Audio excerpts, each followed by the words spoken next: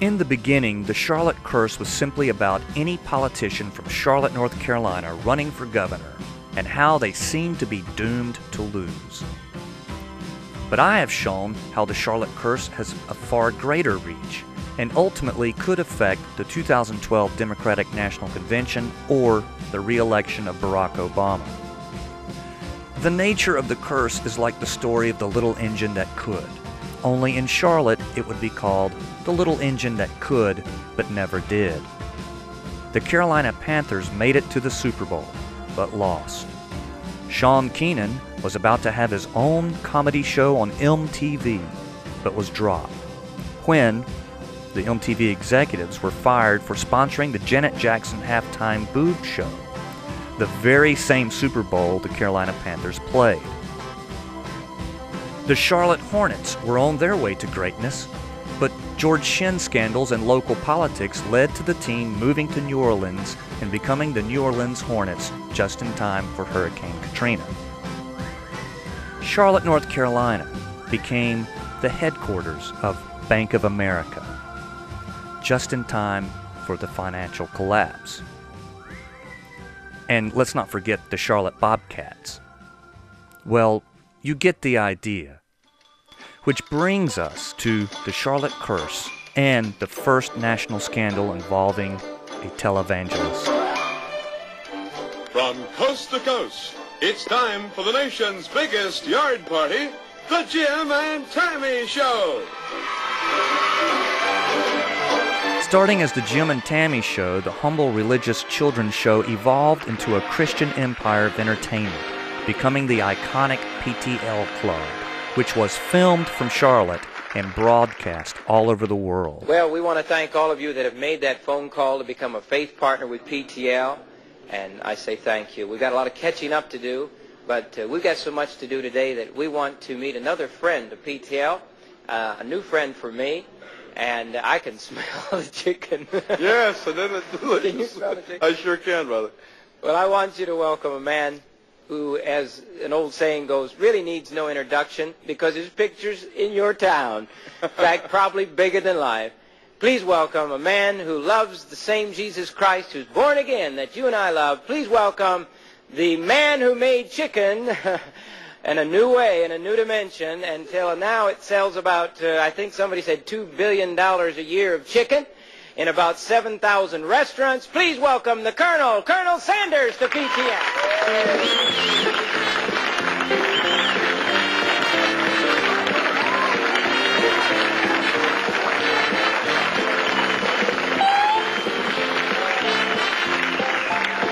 Jim Bakker was the mastermind of PTL.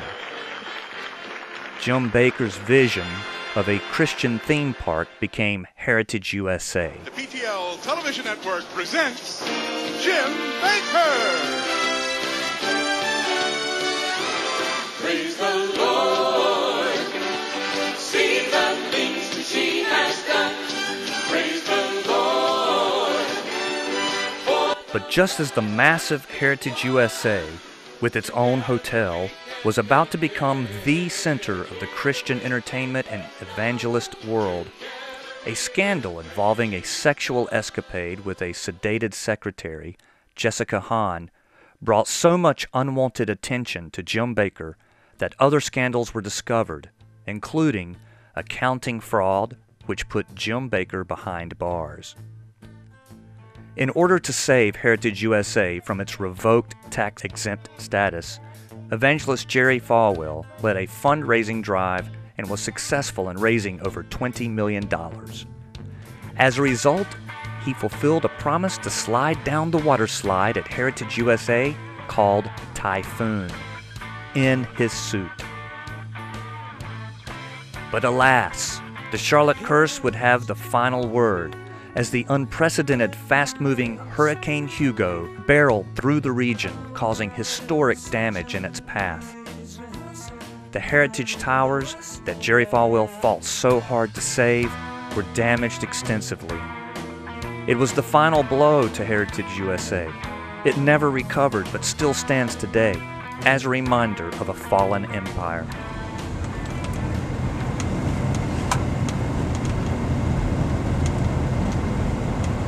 And whatever happened to Heritage USA, the Jim and Tammy Empire,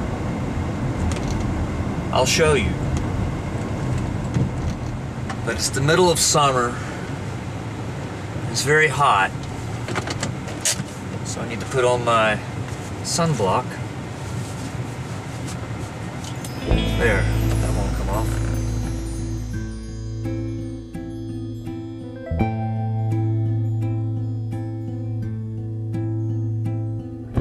Something in the impulse of a star still recalls mechanic counterparts, visions of metal mother world.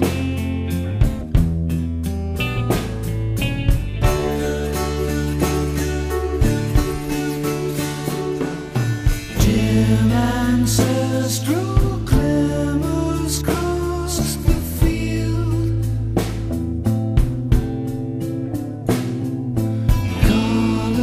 colonizers' perfect globe of steel, visions of metal mother world. Free and loose,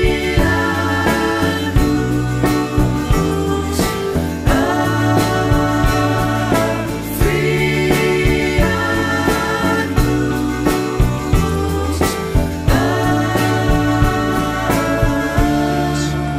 Taking it the wrong way.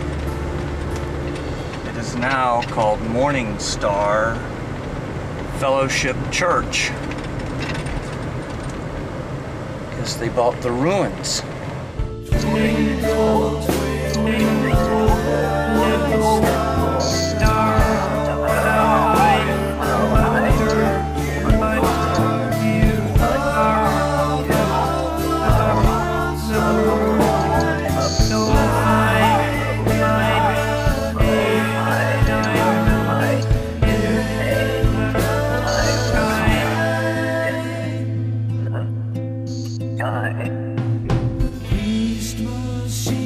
But the story of the PTL network doesn't end here. In 1990, evangelist David Sorello bought the network for $7 million and changed the name to Inspiration Networks.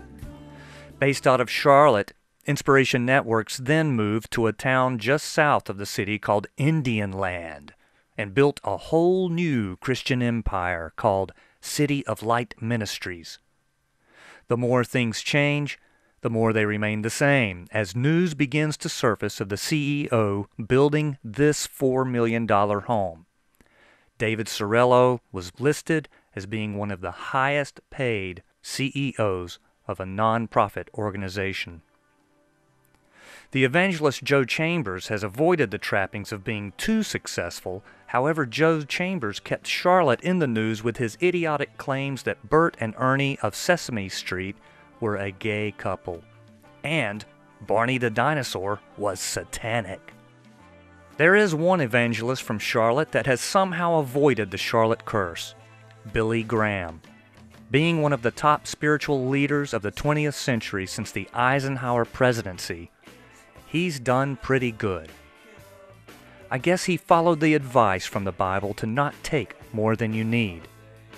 When you really think about it, one of the only times Jesus ever got really mad was when he saw all the money going around in the temple and called it a den of thieves.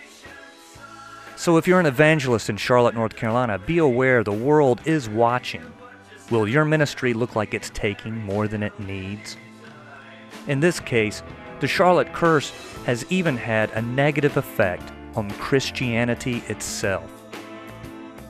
When an evangelist becomes a CEO, what would Jesus do?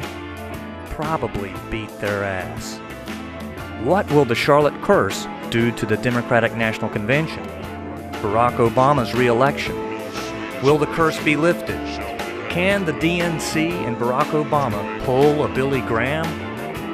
Tune in to the next episode and see even further proof of what was, what is, and what could be the Charlotte Curse.